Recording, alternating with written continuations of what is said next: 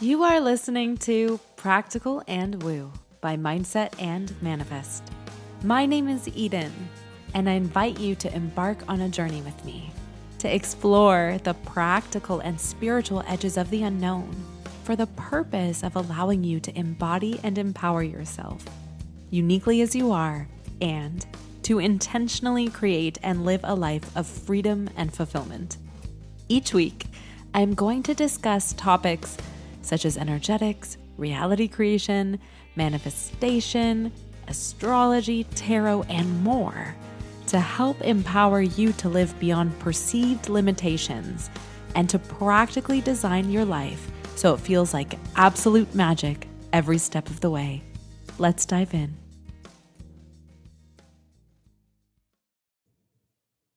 Well, hello, brilliant soul. If you're drawn to listen to Practical and Woo, chances are you're someone with a big vision for your life. Chances are that you either recently heard about reality creation or have been a manifestation aficionado for some time. Either way, you want to create epic magic and fulfillment in your life with the superpowers that every human has access to, including you.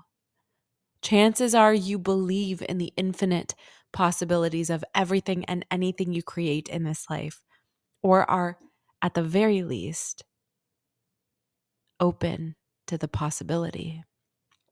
There is a story that we so often tell ourselves about what it's going to look like once we make it to the destination of our desire.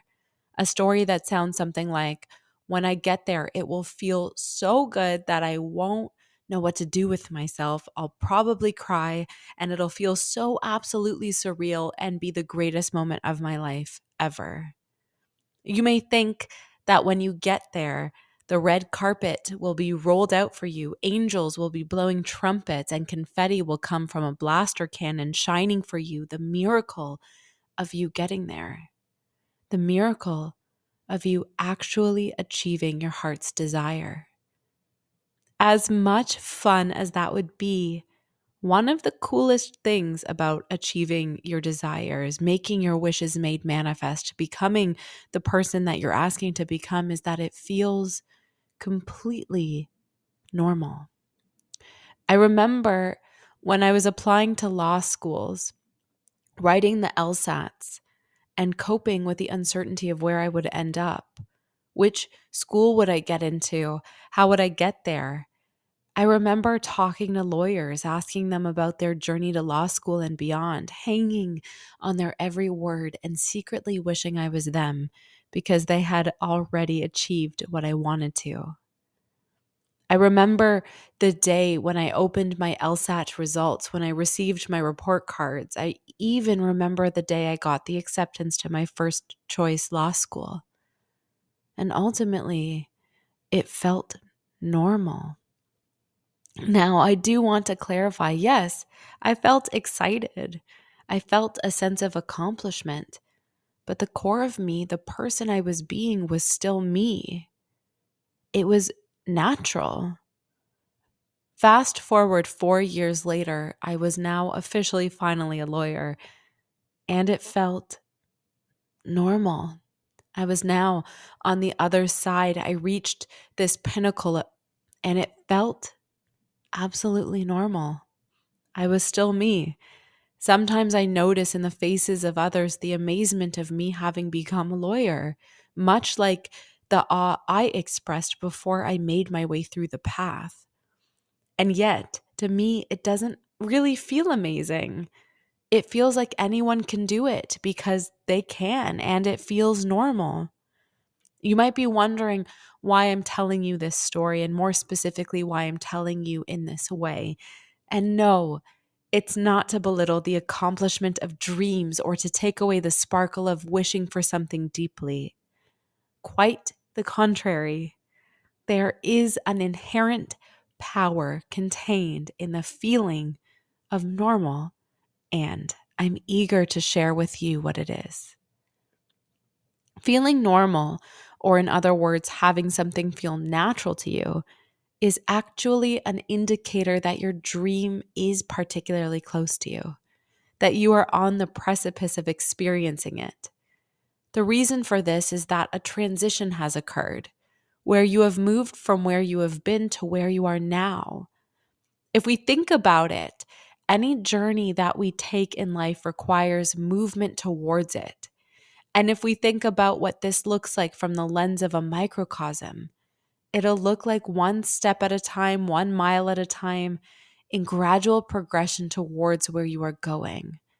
The nature of this gradual growth is that you continue to feel like you along the way, even though when you peel back the layers on your growth, the lessons you've learned, the insight you've received, you probably are very different, but it feels normal. The natural next step. Now, if we know this, then our habit to idolize the vision of attaining our desires is the opposite of allowing it to feel normal.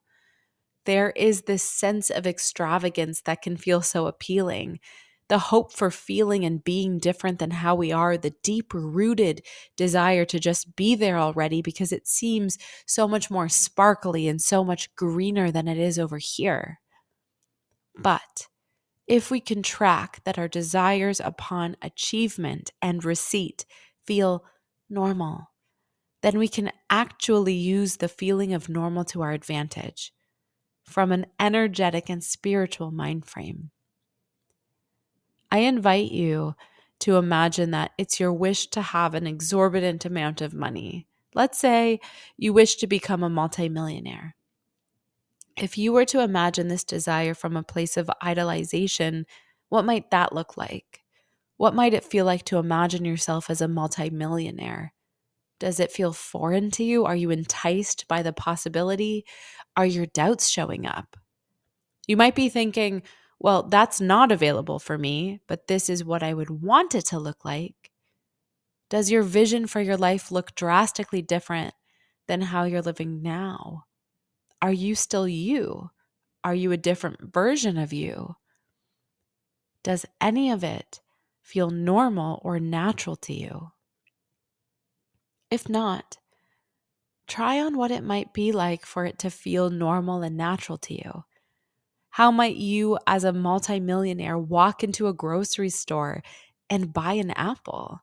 How might you, as a multimillionaire, give to charity in a way that feels normal and natural to you? The intention behind this exercise is to have you contemplate and embody a potential dream or desire. And caveat, if you don't want to be a multimillionaire, that's perfectly okay. And you can apply this to any experience that you do want to have. And so the intention here is to have you contemplate and embody, to try on for size an experience you desire, and to find ways you can make it feel natural to you as you are right now. The reason being, when you get there, it'll feel normal. So you might as well learn how to bridge the gap now. It's amazing how this one shift in your identity can make all the difference. Until next time.